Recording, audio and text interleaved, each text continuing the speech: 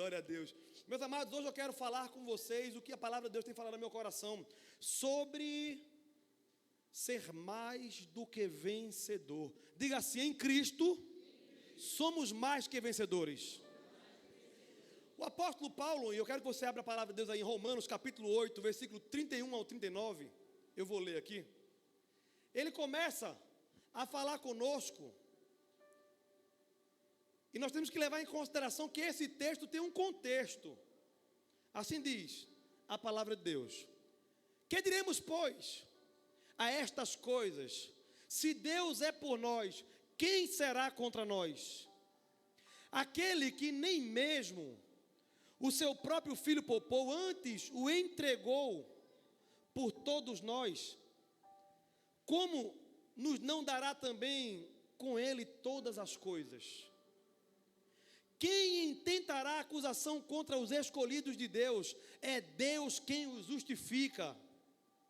Quem os condenará? Pois é Cristo quem morreu, ou antes, quem ressuscitou dentre os mortos, o qual está à direita de Deus e também intercede por nós. Quem nos separará do amor de Cristo? A tribulação, ou a angústia, ou a perseguição, ou a fome, ou a nudez, ou o perigo, ou a espada? Como está escrito: por amor de ti somos entregues à morte todo dia, fomos reputados como ovelhas para o matadouro. Mas em todas estas coisas somos mais que vencedores por aquele que nos amou. Amém ou não amém? Quem aqui sabe que é mais do que vencedor? Glória a Deus. Meus amados, Paulo, quando escreveu isso aqui, não escreveu numa posição de bonança. Ele escreveu sabendo que o povo estava vivendo uma cultura romana, onde o povo de Deus, os judeus, eram oprimidos pelos romanos, numa situação muito difícil, uma dificuldade de perseguição e risco de morte eminente. Paulo não estava dizendo que existia gente que era vencedor e tinha outro nível mais avançado que era mais do que vencedor. Não, porque não existe isso. Num campeonato, numa disputa de qualquer atividade esportiva, só tem o vencedor, não tem aquele que é mais que vencedor. Mas para que eu e você entenda, é mais ou menos assim. Você se torna pai e depois de um tempo se torna avô. Eu pergunto: quem se torna avô deixa de ser pai depois? Sim ou não? Então, não é que ele deixou de ser pai para ser avô. Ele agora foi para outro nível, mas continua sendo pai. Quem está entendendo diz amém. Ser vencedor e ser mais do que vencedor estão inseridos na mesma ideia. Porém, o mais do que vencedor é aquele que entende que não é vencedor apenas nas coisas materiais, que não é vencedor apenas nas batalhas desta vida, apenas na condição de conseguir realizar o sonho, mas ser mais do que vencedor é saber que, ainda que a morte chegue, o Senhor me salva da morte, ainda que a angústia chegue, Ele é a nossa alegria, ainda que as coisas fiquem difíceis, a gente sabe que por fim o nosso Deus se levantará. Amém ou não amém? Ser mais do que vencedor nos leva a uma situação de conforto e de consolo em meio às dificuldades e tribulações. Você pode dizer amém?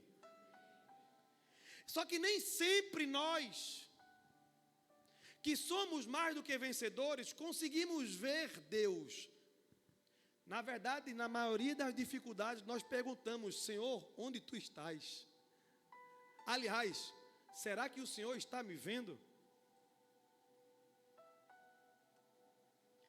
E eu pensando: como é que eu vou dizer isso para alguém? Como é que eu vou dizer que Deus está, que Deus é, que Deus faz, se a gente não consegue ver? E o Senhor me trouxe ao coração a lembrança do livro de Esther.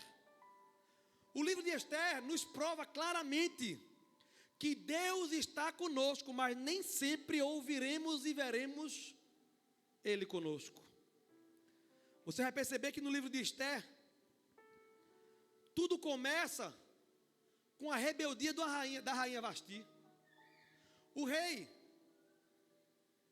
ele decide fazer um banquete, fazer uma festa, e depois de alguns dias, ele manda chamar a rainha para apresentar a rainha, e ela simplesmente bate o pé, bem, como se diz, feminista.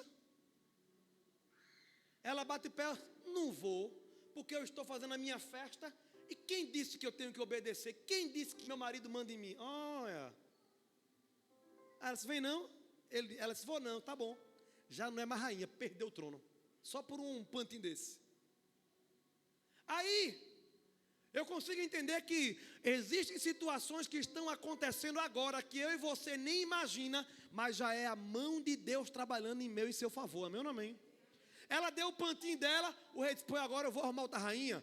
Eu quero que as virgens mais bonitas se apresentem. Aí apresentaram-se muitas mulheres, dentre elas apareceu uma chamada Radassa, sobrinha de Mardocai, judeu.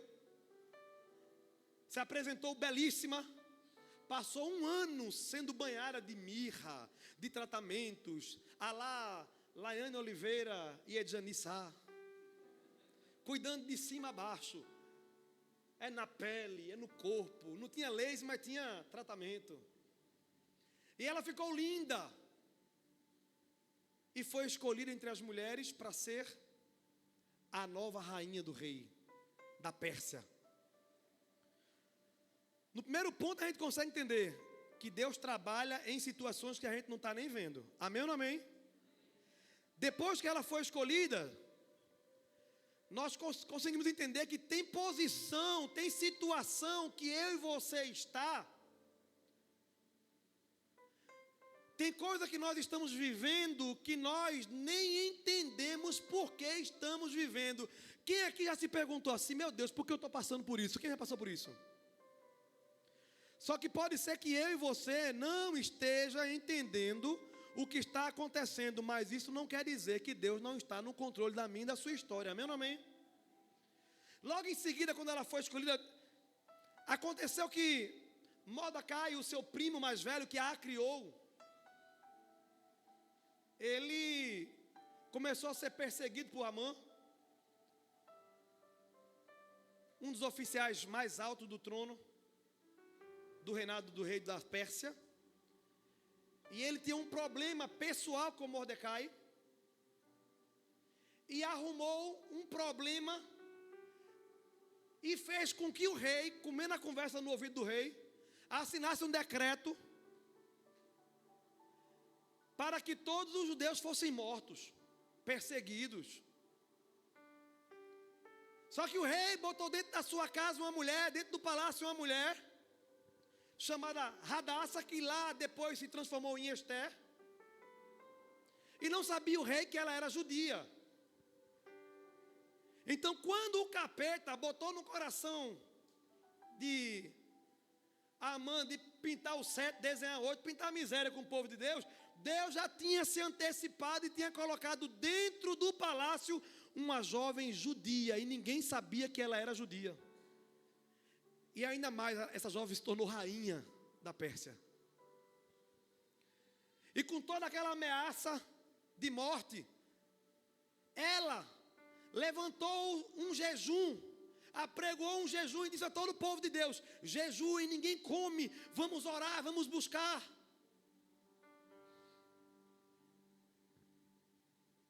E simplesmente Amã disse: será, Ester, que não foi por causa dessa situação que Deus te colocou como rainha?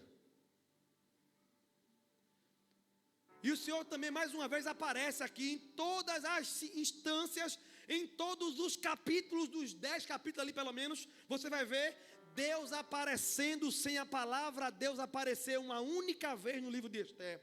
É Deus dizendo assim: não importa que você veja eu trabalhando, não importa que você escute a minha voz, o que importa é que você saiba que em todas as esferas da tua vida, eu estou inserido e eu estou trabalhando na tua vida. Ester sabia que não poderia fazer nada, inclusive nem aparecer diante do rei, porque a rainha só podia aparecer diante do rei quando o rei mandasse chamar. A rainha Vasti, o rei mandou chamar, ela não foi, perdeu o trono. Já Ester, o rei não mandou chamar. Ela fez um jejum, levantou um clamor com o povo e disse: eu vou me apresentar, sabendo que se ela fosse diante do rei sem ser chamada, ela morreria. Ela disse: eu vou arriscar a minha vida pelo meu povo. E ela se apresentou diante do rei. Foi aquela adrenalina, todo mundo olhando. Mas o rei teve graça, achou graça aos olhos dela. Viu belíssima e disse: até a metade do meu trono te dou, mulher. E levantou o trono e apontou para ela, dando graça a ela. Assim como o nosso Deus olhou para nós, sabendo que nós éramos pecadores, não merecíamos estar aqui diante da sua presença. Mas Deus estendeu a sua mão e disse: eu tenho graça para a tua vida. E ele disse: se apresente. E ela contou ao rei o que estava acontecendo e disse: olha, aconteceu isso, e isso e isso. Amã projetou um negócio e fez com que você assinasse aquele decreto. E no decreto disse que podia matar os judeus, e o rei não podia voltar atrás no decreto. Mas Deus dá sabedoria. O rei, em vez de revogar o decreto, ele fez outro decreto. Pronto, eu não posso revogar porque é a palavra de rei, mas eu posso criar um novo decreto. A partir de agora, os judeus que iam morrer sem defesa, agora podem se defender. E os judeus ficaram prontos para se defender. E o rei pegou aquela sentença que era contra o povo de Deus e levantou contra o próprio Amã, porque aquele que preparou a cova para acabar com o povo de Deus foi quem caiu na cova que ele mesmo preparou, porque Deus é especialista em confundir o inimigo. Amém ou não amém? Você não sabe para onde vai, o inimigo acha que você vai ser derrotado, mas quando você chega lá na situação que era a situação de morte, Deus exalta aquele que está para morrer e coloca em posição de glória para a glória dele. Amém ou não amém? Em toda a história de Esther, você vai ver em cada versículo praticamente, em cada capítulo praticamente, a presença de Deus. E nós muitas vezes não estamos vendo, nós muitas vezes não estamos ouvindo, mas uma coisa o Senhor pode dizer e garantir: pode crer, porque tudo é possível ao que crê. Eu não te abandono, eu não te deixo, porque você comigo é mais do que vencedor. Amém ou não amém?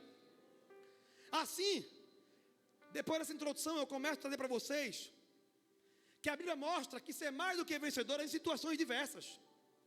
Não existe ponto, não existe área da minha e da sua vida que Deus não tenha acesso. Não existe. Claro, você vai ver em Apocalipse a palavra de Deus dizendo assim: eis que estou à porta e bato. Se você abrir a porta, eu vou entrar e eu vou cear, quer dizer, eu vou ter comunhão contigo. Quem aqui está disposto a abrir a porta do seu coração para Jesus? Você pode dar glória a Deus? Aproveita e faz assim o nome do teu irmão: toque, toque, toque. Abre a porta, diga aí, vá. Abre a porta, vaso. Abre a porta, João. Só que é o seguinte: em qualquer área ele entra. Ele tem vitória para nós, por exemplo, sobre crise na saúde. Quantas e quantas vezes, ontem eu socorri minha mãe, penso numa situação difícil, porque socorrer qualquer pessoa gera um nervosismo, gera uma angústia, mas socorrer a mãe, só quem socorre sabe. E a mãe achando que tem um infarto, está tendo um infarto. E você chegar naquela situação onde a sua avó morreu, e no hospital alguém diz assim: não, mas tranquilo e tal. E quando puxa um negocinho ali, diz assim: aqui no eletro já mostra que você já teve um infarto. Amanhã, imagina minha mãe como ficou. Eu disse: calma, mulher. Ninguém aqui é peru a morrer de véspera. Agora isso a gente fala, mas o coração fica como com a mãe no cara? É quando entrou no carro, ela entrou assim, eu fui logo orar: vamos orar. Em nome de Jesus, coração bom, fica tudo bom, obrigado Jesus, pela saúde da minha mãe, pela vitória da minha mãe, e tal, e tal, e tal. Aí ela acalmou, e eu também acalmei, amém ou amém? Que quando a gente ora, a gente entrega as nossas ansiedades. Por isso está escrito: não estejais ansiosos por coisa alguma, antes apresenta ao Senhor. E eu me lembrei da palavra que diz lá em Êxodo 15, 26, eu sou o Senhor que cura. Você pode dar glória a Deus por isso? Nós somos mais do que vencedores, porque nós temos um Deus que, além de nos salvar da morte do pecado, é um Deus que nos cura quando a medicina diz que não tem mais cura, que não tem mais jeito, porque para Deus nada é impossível. Em Isaías 53, versículo 5, diz assim: mas ele foi transpassado por causa da nossa transgressão, foi esmagado por causa das nossas iniquidades, o castigo que nos traz a paz estava sobre ele, e pelas suas feridas nós fomos sarados. Amém ou não amém? Por isso, você não tem que perguntar se Jesus quer curar, você tem que orar e dizendo: eu creio e recebo essa cura em nome de Jesus. Mas se ele não quiser, ele vai levar e ponto final, não tem como questionar, porque ele é Deus. Eu olho para a Escritura Sagrada e lembro que ele curou tudo que apareceu de doença. Ele curou lepra, ele curou cegueira, ele curou paralisia, ele curou hemorragia, ele até ressuscitou mortos. Ele é poderoso para curar qualquer enfermidade física. Quem crê nisso diz glória a Deus. O problema é que nós olhamos tanto para a situação e esquecemos que estamos falando do Deus que diz que nele nós somos mais do que vencedores. Então, na área da saúde, o nosso Deus, ele tem total acesso e tem total poder para fazer um milagre. Quem crê nisso diz glória a Deus. Além disso, o nosso Deus também, ele não tem limite. Quem tem limite é cartão de crédito e território, amém ou não amém? Nosso Deus é um Deus sem limite, ao ponto de interferir na nossa vida financeira também. Quem crê nisso diz glória a Deus. Pois é, lá em Filipenses capítulo 4, ele também tem promessa para nós. Versículo 19 diz: o meu Deus, segundo suprirá todas as necessidades de vocês, de acordo com as suas gloriosas riquezas em Cristo Jesus. Diga assim: o meu Deus supre as minhas necessidades, de acordo com as suas riquezas em Cristo Jesus. Irmão, Deus não tem problema com questão financeira.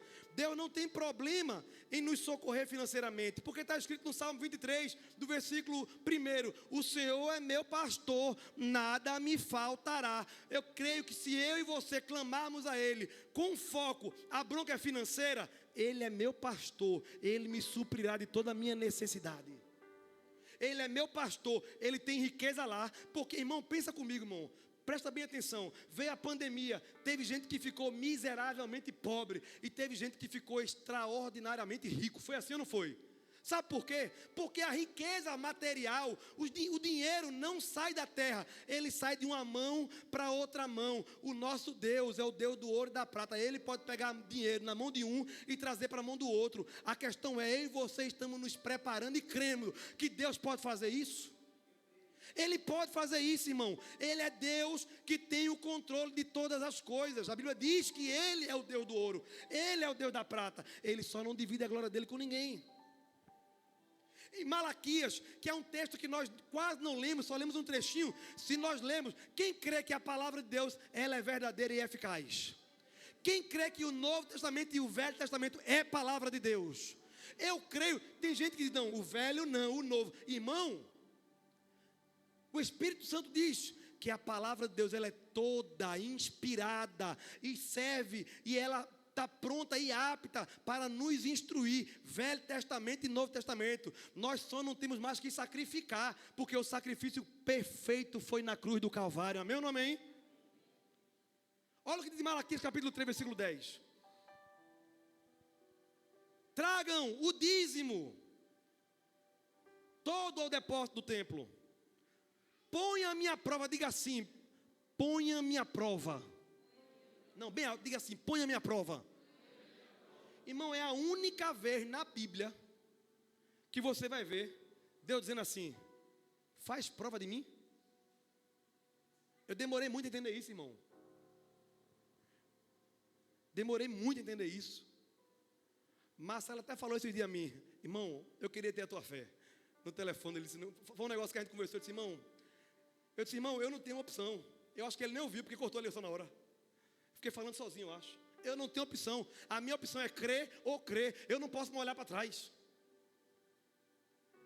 Mas olha o que diz: tragam a mim todo o templo, todo o dízimo para o templo, põe a minha prova, diz o Senhor dos Exércitos, e vejam se não vou abrir as comportas dos céus e derramar sobre vocês tantas bênçãos que não terão onde guardar. Irmão, vê que promessa, irmão. Deus assim, ó, confia, entrega fielmente a minha parte. Diga assim, o dízimo é do Senhor. Alguns perguntam assim, pastor, o meu dízimo, eu posso fazer o que eu quiser? Eu disse, pode. Por quê? Porque é seu. O do Senhor não, o do Senhor você devolve a Ele. Mas o seu, você faz o que você quiser, você administra, você dá aos pobres, você compra a feira, você faz o que quiser com o seu. É seu, o dinheiro é seu. Agora, o dízimo do Senhor, você não tem direito, eu não tenho direito. Por isso que quando cai na minha conta hoje, qualquer centavo, na hora eu, dízimo. Eu entrego, dízimo. Está afogado, né, pastor? Não, estou apertado. Mas passei a ser mais fiel em que toda a minha vida eu já fui fiel a dízimo. A Deus no dízimo, passei a ser. Porque é muito fácil, está sobrando, eu vou dizimar, vou ofertar, vou entregar. Mas quando eu entendi, peraí, não é meu, é dele, é ele que me sustenta. E ele fez uma promessa, ele disse, sejam fiéis e vejam se eu não vou abrir as comportas do céu e derramarei sobre vocês tantas bênçãos que não terão onde guardar. Quem crê nisso? Meu irmão, faça a prova de Deus, não será pecado. Pode ser fiel a Deus. Senhor, eu estou fazendo porque o Senhor está me dizendo na palavra, e eu creio na palavra. O que a Bíblia diz? Que Deus cuida. Quer ver? Aquela que entrega a Deus. Eu preguei um dia desse aqui, não sei se foi semana passada. A mulher, a viúva de Serepta, ela tinha um restinho só de farinha e um punhado só de azeite. Ela disse, eu vou fazer uma comidinha aqui, um pãozinho para o meu filho e para mim, vou comer e acabou tudo, ele vai morrer. O homem de Deus disse, não, faça primeiro para Deus, entregue ao profeta e veja o que fará, não acabará a farinha na panela, nem o azeite cessará. E essa mulher fez, entregou a ele, e Deus fez ela prosperar em todas as coisas. Irmãos, Deus é fiel para cumprir, nós é que somos teimosos e incrédulos. Vê Pedro. Você pode dizer, Senhor, mas foi só no Velho Testamento. Pedro era pescador. Quem entendia de pesca era Pedro, sim ou não? De repente vieram cobrar impostos. E chegaram assim e disseram, Pedro, o teu mestre paga imposto? Ele nem sabia, ele disse, paga. Porque tem crente que defende Jesus de coisa que ele nem sabe. É assim ou não é? Não sabe, defende. Não, no impulso. É ou não é? Esse dia tinha gente me defendendo. Eu digo, para de me defender, defenda Jesus e pronto. Não defenda não. Aí ele disse, paga imposto. Mas ele ficou na cabeça, meu Deus, será que ele paga mesmo? Aí foi lá se encontrar com Jesus. Jesus se antecipou a ele, disse, Pedro, está na prova, né, Pedro? Está com uma luta interna, né, Pedro? Fala o seguinte, para a gente encurtar a conversa. Estou sabendo o que tu está passando. Vá ali no rio, no mar, pega um anzol, diga assim, um anzol. Pedro era acostumado a pescar com tarrafa. Jogava assim, ó, para ver se na sorte se vinha peixe. No mar. E teve dia que ele jogou a noite todinha. Porque a hora de pegar peixe é de noite, sim ou não? O pescador sabe disso. Aí de manhã Jesus chega e diz assim, Pedro, joga do lado direito. Aí Pedro fala, mas Senhor, eu passei a noite todinha pescando, o Senhor é carpinteiro, eu sei da sua intenção, mas eu sou pescador.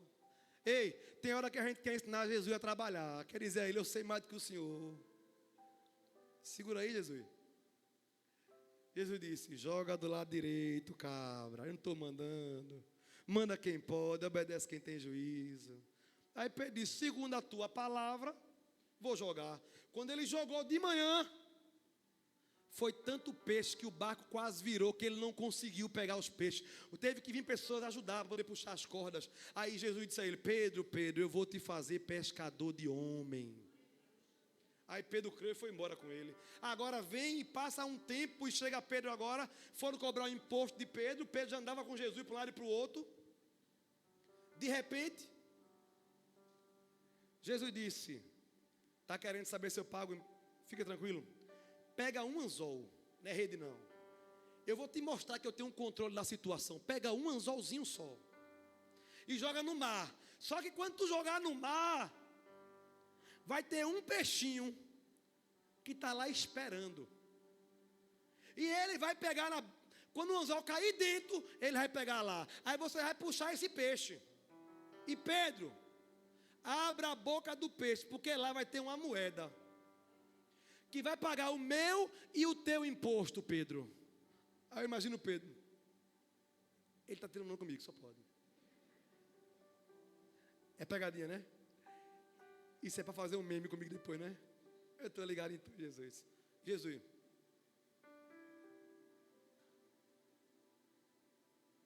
Amém. Aí vai lá Pedro. Eu imagino Pedro no meio do caminho. Mas meu Deus do céu. Eu vou dizer, Deus bota a gente em cada situação, enrolando o negocinho que vai colocar no anzol. Aí bota aqui no anzol e diz, eu não sei, mas meu Deus do céu. Mas joga aqui, ó. Quando joga o anzol que cai dentro do mar, é caindo dentro e o peixinho, puf, pegando. Quando ele... Meu Deus.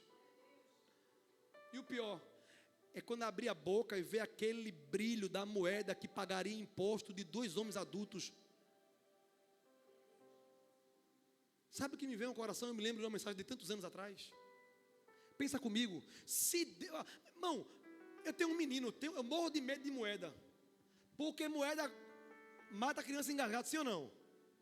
Menino de 2, 3 anos morrendo por causa de moeda aí. Quando é maior, depois caga. É ou não é? Mas quando é novinho demais, engole e fica engasgado e morre. Não é assim? Você não caga ou não é? Estou tudo com vergonha porque eu falei isso. Aí, eu imagino, se um menino grande, quando engole a moeda, pode morrer engasgado, eu pergunto, e aquele peixinho? Será que não estava engasgado já? Aí me vem o entendimento, meu Deus, se Deus, o Criador do céu, da terra e do mar, se preocupa, porque quando Ele resolve um problema de uma pessoa, Ele também resolve de outra, porque Ele mata não sei quantos coelhos com a cajadada só, é assim ou não é? Se o menino pode morrer engasgado, imagina um peixe. Deus sabia que aquele peixinho estava engasgado, irmão. E Ele tem o controle do mar, tem o controle da igreja, tem o controle da tua família, da tua casa, do teu negócio, da tua empresa, da tua conta, sim ou não? Da tua mente Ele tem o controle. Se Deus se preocupou com um peixinho, será que Ele não está preocupado com a tua ansiedade, que não está conseguindo pagar as contas, que está preocupado com a situação financeira? Ele tem o controle de tudo. E basta uma palavra e tudo será mudado na minha e na sua vida. Ele tem o controle da situação, Ele não perde. Ele não tem limite. Nosso Deus é sem limites, amém ou não amém? Você pode dizer ao seu irmão assim, creia, porque Ele pode resolver a tua causa. Diga a ele aí. Ele pode resolver. Agora creia que tem que, se for preciso, lança um anzol, mesmo que pareça que está colocando um anzol no lugar errado. Se Ele disser faça, faça. Você pode dar glória a Deus? Ele tem o poder e Ele entra porque nós somos mais do que vencedores nele. Quer dizer que na saúde Ele entra, quer dizer que na vida financeira Ele entra. Ele também entra e tem promessa de resolver nossas crises na alma, na mente. O Salmo 42, versículo 11 diz, por que estás abatida, ó minha alma, ó minha mente? Por que te perturbas dentro de mim? Espera em Deus, pois ainda o louvarei, a Ele, meu Salvador e meu Deus. É como se Davi tivesse pego uma cadeira sentado e pego outra cadeira e colocado na frente dele com a alma. Disse, alma, fica aqui. Eu quero te dizer um negócio. Eu sei que tu está abatida, eu sei que está sofrendo, eu sei que a conversa não para, o moído aqui não termina. Na tua mente vai dar errado, como é que eu vou sair dessa situação, como é que vai ser, está faltando fulano, cicrano, beltrano, e amanhã, e segunda-feira como é que vai ser, meu Deus. Ei alma, sai desse turbilhão da tua mente e fica com a palavra de Deus que diz que Ele te salvará, Ele te ajudará, Ele vai se levantar, o meu Redentor, Ele vive. Davi sabia que precisava conversar com a alma. Ei, ele está dizendo assim, aprenda comigo, converse com sua mente, converse com seus pensamentos, veja o que você está pensando, o que está passando na tua alma. Em Filipenses vai dizer, se tem algum louvor, se tem alguma glória, se tem alguma virtude, se há algo de bom, é nisso que você deve pensar. Eu aprendi há anos atrás que a mesma energia, o mesmo tempo, o mesmo sentimento que a gente usa para pensar nas coisas difíceis, para pensar na impossibilidade, nós podemos usar para pensar na possibilidade. Em vez de ficar focando no problema, foca na solução. E a nossa solução começa, media e termina na pessoa de Jesus de Nazaré. Meu nome, hein? Qual é teu problema? Diga assim, a solução já está na mente de Cristo. Diga para o seu irmão, a mente de Cristo tem solução para isso.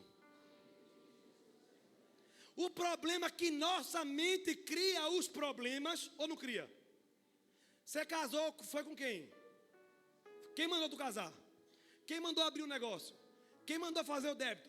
Quem mandou? Tudo foi a nossa mente, irmão. Foi a gente que escolheu, sim ou não? Ou foi Deus que escolheu por você? Foi a nossa mente, as nossas crenças, nossos sentimentos, nossos desejos que fizeram nós tomarmos decisões que na maioria das vezes dá errado. Então não vai ser essa mente que vai resolver. Vai ser a mente de Cristo em nós que vai trazer solução. Por isso Romanos fala, renove o vosso entendimento, renove a vossa mente na mente de Cristo, porque é dele que vem a solução da minha e da sua vida. Amém ou não amém? Em Mateus 11, 28, ele diz, venham a mim todos os que estão cansados e sobrecarregados, e eu darei descanso a vocês. Se a tua mente está cansada, se você não está mais com força para nada, vai a Jesus e Ele vai te dar descanso. Ele tem interesse na tua mente. Ele tem interesse em você. Você tem pai, agora é um pai fiel que não te abandona nas horas difíceis. Então o nosso Deus cuida e tem acesso total na área da saúde, na área financeira, nas nossas emoções, na mente, mas também Ele tem acesso total e tem promessas para nós sobre a morte e sobre o pecado. Não tem nada que Deus não possa fazer. Em Romanos capítulo 6, versículo 23 diz, pois o salário do pecado é a morte, mas o dom gratuito de Deus é a vida eterna em Cristo Jesus, nosso Senhor. Em João capítulo 11, versículo 25 diz, disse Jesus, eu sou a ressurreição e a vida, aquele que crê em mim, ainda que esteja morto, viverá. Irmão, se é morte, a gente lembra de Lázaro. Foi 4 dias de morto. Depois que ele passou 4 dias morto, o Senhor chegou e apenas uma palavra resolveu tudo. Ele disse, Lázaro, sai para fora. E Lázaro se levantou do túmulo e saiu vivo para a glória de Deus. Alguém diz assim, só não tem jeito para a morte. Eu gosto de dizer a qualquer um, não tem para você, mas para nós que cremos, até se diante da morte, Cristo tem poder para ressuscitar. Ele disse, eu sou a ressurreição e a vida, quem crê em mim, ainda que esteja morto, viverá. E o poder do pecado? Porque eu pequei demais. Eu sou um prostituto. Eu menti, eu roubei, eu traí, né? Todas as acusações do mundo sobre você. Para mim não tem mais jeito. Eu sou entregue a vício, como é que eu faço? Não tem mais jeito. Quando Jesus quer perdoar, é escandaloso, irmão. Para você entender o tamanho da graça de Deus, você tem que olhar para você e encontrar o tamanho do seu pecado. Porque às vezes nós achamos que somos bonzinhos, mas a Bíblia diz que os nossos pecados causam separação entre Deus e nós. Um dia pegaram uma mulher conhecida, olha a fama dela, a mulher adúltera. Já pensou? Tem gente que diz assim, eu queria ser um personagem da Bíblia. Já pensou se você fosse a mulher adúltera? Você queria? Você não quer porque você só pensa na palavra adúltera. Mas se você vê, quando Jesus encontra ela, como Jesus chama ela de filha, filha. Onde estão os teus acusadores? Eles não te condenam? Eu também não te condeno, então vai e não peques mais. É perdão completo para essa mulher que depois começa a adorar Jesus e pregar o evangelho. É o que? A morte, ele é a ressurreição. É pecado, ele é o perdão dos meus, dos teus pecados. E ele diz, dos teus pecados eu não me lembrarei mais. Você pode dar glória a Deus por isso? Nem ele se lembra, nem eu e você devemos ficar nos acusando, nos lembrando o tempo todo isso. Sabe por quê? Porque ele joga no esquecimento. A palavra de Deus tem várias vezes a expressão, e lembrou-se Deus de Ana, e lembrou-se Deus de Abraão, e lembrou-se Deus de Jacó, e lembrou-se Deus. Ei, Deus não tem amnésia, irmão. Quando ele diz, e lembrou-se Deus de, é Deus dizendo assim, eu tenho um controle até daquilo que eu quero lembrar, na hora que eu quero lembrar. Vai chegar um momento que Deus vai dizer assim, e lembrou Deus de você, e a vitória chegará na sua vida. Eu não sei qual é a área que você está sofrendo mais, mas se você continuar buscando o Senhor, um dia você ouvirá do céu, lembrei de você, meu filho, lembrei de você, minha filha, é o dia de mudar a sua história.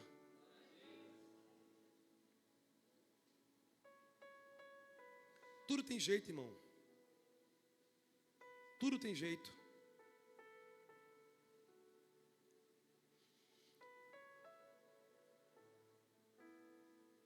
Para finalizar,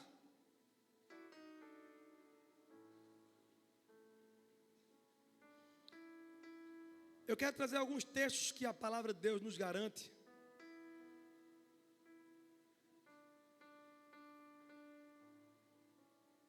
Que em qualquer momento nós podemos buscar o Senhor. O Senhor nos encoraja de Gênesis a Apocalipse. Eu fico tentando entender como foi que eu consegui deixar por um tempo de crer assim. As dificuldades da vida fazem a gente mudar até a forma de crer. E quando eu estava meditando sobre isso, eu fui ver na Bíblia onde é que Deus diz, entre Gênesis e Apocalipse, não temas. Eu descobri, de Gênesis a Apocalipse, ele diz, não temas. Em toda situação ele diz, não temas. Aí eu fui pesquisando nos livros. Em Deuteronômio, capítulo 31, versículo 8, ele diz, o Senhor é quem vai adiante de ti. Ele será contigo, não te deixará, nem te desamparará. Não temas, nem te espante. Irmão, ele não diz assim, vai, depois eu vou. Ele diz, não, se você for, eu vou na sua frente cuidando de você. Ele vai na frente. Ele te conhece mais do que você mesmo e te dá valor. Quer ver? Em Mateus, João já falou aqui, capítulo 10, versículo 30 e 31. Até os cabelos da cabeça de vocês estão todos contados. Portanto, não temam, vocês valem mais do que os pássaros. Meu irmão, olha o que ele está dizendo. Que embora você ache que não vale nada, embora alguém pregue e diga assim, você não tem valor, ele está dizendo, você não é uma coisa, você tem valor.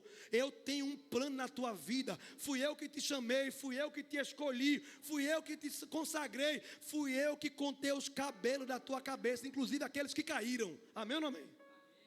Ele tem um controle da tua história.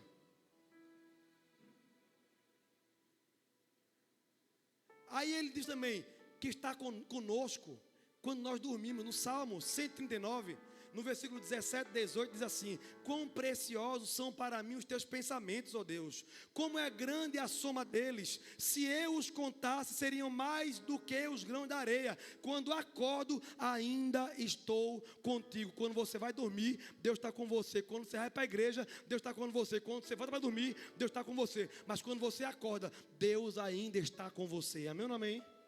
Todos os dias Deus está conosco. Esses versículos nos reforçam que Deus se importa profundamente com cada detalhe da nossa vida. De Gênesis a Apocalipse, irmão, tem promessa para nós.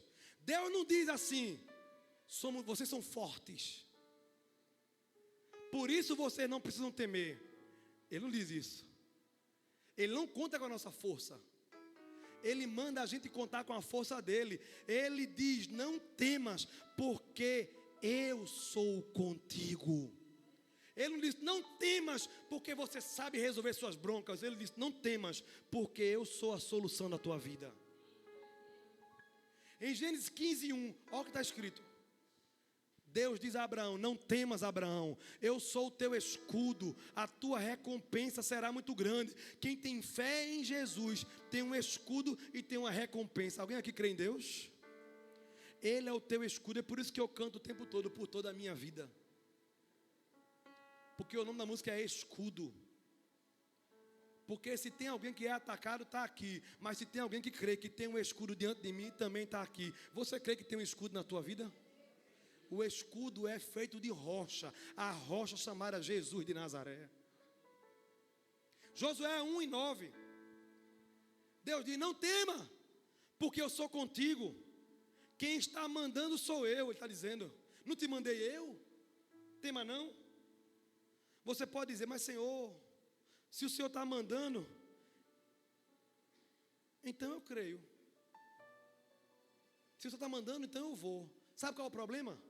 É que às vezes Deus está mandando, Deus está dizendo, e você está esperando que Ele faça o que é para você fazer.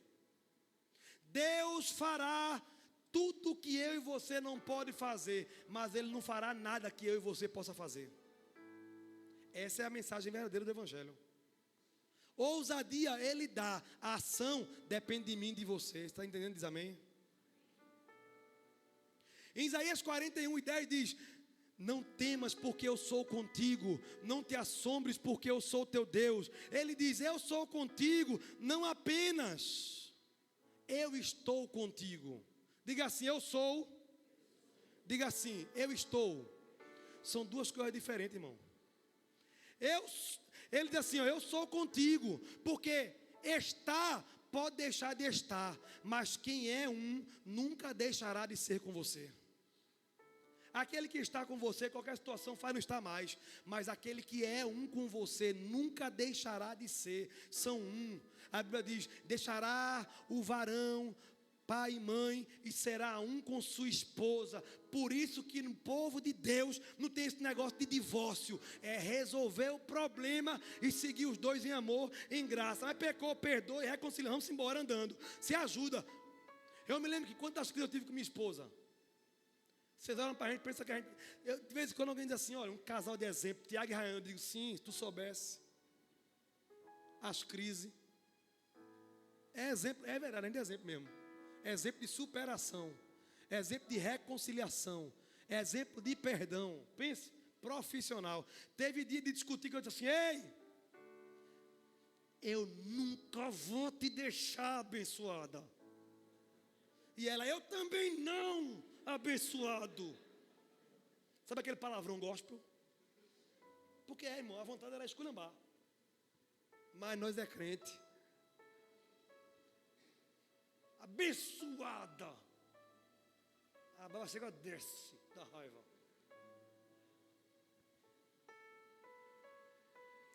Mas a palavra dele é cura.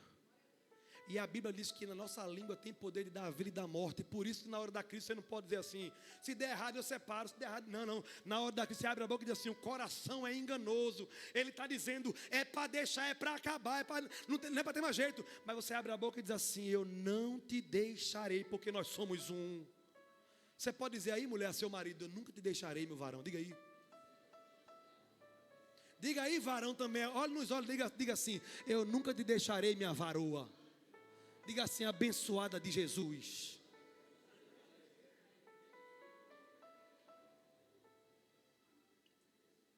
Se sua mulher não está aqui, manda usar para ela. Diga assim: eu nunca te deixarei. Profetiza online, irmão. Quem está entendendo diz amém.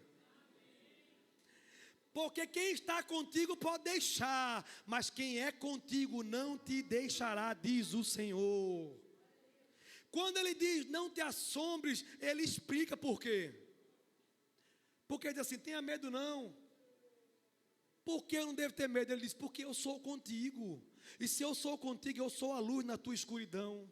Eu sou a cura na tua enfermidade. Eu sou a alegria na tua depressão, porque eu sou contigo. A alegria do Senhor é a nossa força. Você pode dar glória a Deus por isso? Jeremias 1:8 diz: Deus assegura Jeremias: não temas diante deles, porque eu sou contigo. Às vezes nós estamos temendo diante de nós mesmos, mas às vezes tem alguém que nos coloca em temor, e o Senhor diz: diante desse povo, não tenha medo, porque eu sou contigo. Em Apocalipse 1:17, Jesus diz a João: não temas, eu sou o primeiro e eu sou o último. O que ele quer dizer? Antes de tudo e depois de tudo, eu sou na tua vida. Antes do problema eu já era. Antes da solução eu continuo sendo na tua vida. A conclusão é que todas essas vitórias só são possíveis em Cristo Jesus. Como confirmado em João 15:5, que diz assim: eu sou a videira, vocês são os ramos. Se alguém permanecer em mim e eu nele, esse dará muito fruto. Pois sem mim, diga assim, sem Jesus, nada eu posso fazer. Quer entender? João, vem cá, João. Rapidinho. Pode deixar o celular aí, João. Davi, vem cá. Fica aqui, João. Isso. Agora tem uma árvore. Abre o braço. E tu agora é o lavrador. É o cara que plantou essa árvore, que cuidou dela. Certo? Aí tu entende de árvore. Porque para entender esse texto, tem que entender isso aqui. Jesus não estava falando para alguém que trabalhava com restaurante, com clínica, com obra. Não. Com remédio. Jesus estava falando para um povo que entendia o que ele estava falando. Ele estava falando para agricultores. E ele disse assim, ó: agricultor, tu sabe como é que funciona? Arranca ali um pedacinho daquela árvore, arruma ali um ramo, arranca ali. Vai ali, não, aí não, naquela árvore ali. Vai lá, tem uma árvore ali, faz de conta, arranca. Pronto. Agora, ele diz assim, ó: esse pedacinho da árvore que foi arrancado ali, tá para morrer, sim ou não? Só que essa aqui é a árvore que o lavrador vem, passa a faca assim nela e corta ela. Não arranca não, só corta, só fere. Isso. Agora pega esse ramo aqui, que você arrancou dali, não precisa pegar aquela linha muito boa. Enfia nessa ferida. Enfia na ferida esse ramo. Essa árvore está viva, ainda que tenha ido para a cruz. Depois de 3 dias ele ressuscitou, amém ou não amém? E ele foi ferido na cruz do Calvário. Mas ele disse: o lavrador colocou um ramo aqui e enxertou. Eu e você era oliveira ruim, era ramo ruim, era jambuzeiro, melhor dizendo, não dava fruto nenhum. Agora ele disse: você que foi inserido na ferida da oliveira verdadeira, daquele que foi inserido naquela onde o sangue jorra, onde a vida jorra, passa a passar para dentro desse ramo, e este ramo começa a dar fruto digno de arrependimento.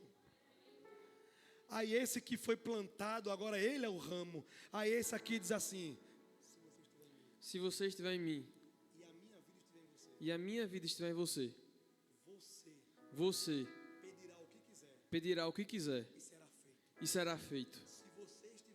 Se você estiver em mim, e eu estiver em você, tudo é possível ao que crer. Porque sem mim, nada podeis fazer. Quem está entendendo, dá glória a Deus. Pode sentar, meu irmão. Obrigado, pode sentar. A vida, nós só temos vida se tivermos inserido em Cristo Jesus. A vitória financeira, a vitória na saúde, a vitória na mente, a vitória sobre o pecado, a vitória sobre a morte, só é possível para aquele que está inserido na oliveira verdadeira, em Jesus de Nazaré. Todas as coisas são possíveis para aquele que está em Cristo. O mundo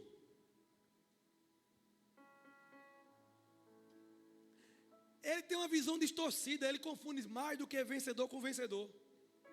Porque para ser vencedor no mundo é impossível se você não tiver dinheiro. Porque quem não tem dinheiro é fracassado. É assim ou não é? Sim ou não? Quem não tiver saúde é fracassado. Quem não tiver um relacionamento amoroso feliz é fracassado. Se não tiver um diploma, é fracassado. Quantas vezes eu ouvi assim, vai estudar para ser alguém na vida. Aí eu não estudei, sou o quê? Nada. Não é assim que a gente pensa? É ou não é? No mundo, ser vencedor é sobre ter alguma coisa. Já com Cristo, ser vencedor é sobre vencer além desses desafios materiais, também as batalhas espirituais e ter uma vida de propósito e paz em meio à guerra. Em todas as coisas somos instruídos, fomos preparados, tanto a ter como não ter, pois isso não nos define, porque aí explica a palavra, se eu tenho saúde, eu posso com ele, se eu não tenho saúde, com ele eu também suporto, se eu tenho dinheiro, eu suporto com ele, mas se eu não tenho dinheiro, eu também suporto, se eu estou ferido na alma, na mente, nos relacionamentos, ele me dá graça, eu suporto vencer essa dificuldade com ele, mas se está tudo bem, eu também não fico arrogante, eu suporto porque ele me dá graça para isso, porque está escrito, posso todas as coisas naquele que me fortalece. Por isso, não é sobre ter, é sobre ser. É identidade. Não é ter uma igreja para ir, é ser uma igreja para ser de Cristo. Não é ter uma família, é ser família. Não é ter um Deus, é ser de um Deus todo-poderoso. É identidade. Mais que vencedores, pois superamos não só os desafios deste mundo. Ei, pode crer que Deus pode te dar vitória sim aqui nessa terra. Vitória financeira, vitória na saúde, vitória na faculdade, vitória no curso. Pode crer, Bruninha, medicina, médica, daquela top das galáxias, que quando faz o procedimento ainda na hora diz assim, Senhor, as minhas mãos estão debaixo das tuas mãos, opera no meu lugar, Jesus. É assim que Deus faz. No teu trabalho, sucesso. Pode sim, Deus pode. Amém ou não amém? Não tem como separar a vida espiritual do resto. Isso não é de Deus. Na Bíblia tudo é tudo. Aonde você vai, você é de Deus. E de onde você vem, você volta dizendo que é de Deus.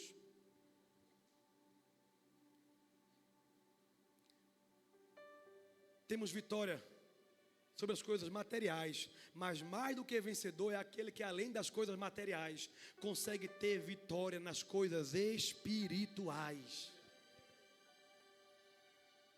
Nosso problema é que estamos com os olhos só no material. E deixamos que o material, como alguém diz... Eu falo de dinheiro mesmo, irmão, porque quem é homem aqui sabe. Você sem dinheiro, você sente o quê? O que o cavalo faz, o que o boi faz, o que a gente faz. Um bosta. Amém ou não amém? É ou não é? E tem gente que diz assim, dinheiro é do cão. É não, irmão, fique sem dinheiro, você vê o cão na sua frente. Dinheiro é de Deus, irmão. Diga para o seu irmão, dinheiro é de Deus. Mas mentiram para a gente, dizendo que não era. Dinheiro é de Deus. O que não pode é a gente ser do dinheiro. Mas o dinheiro pode ser nosso, porque é de Deus. E você pode vir para tocar já.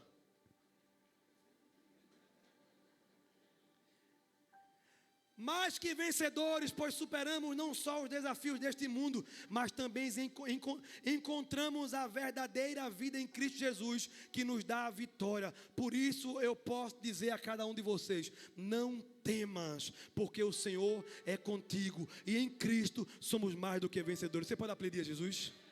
Glória a Deus. Fica de pé, igreja.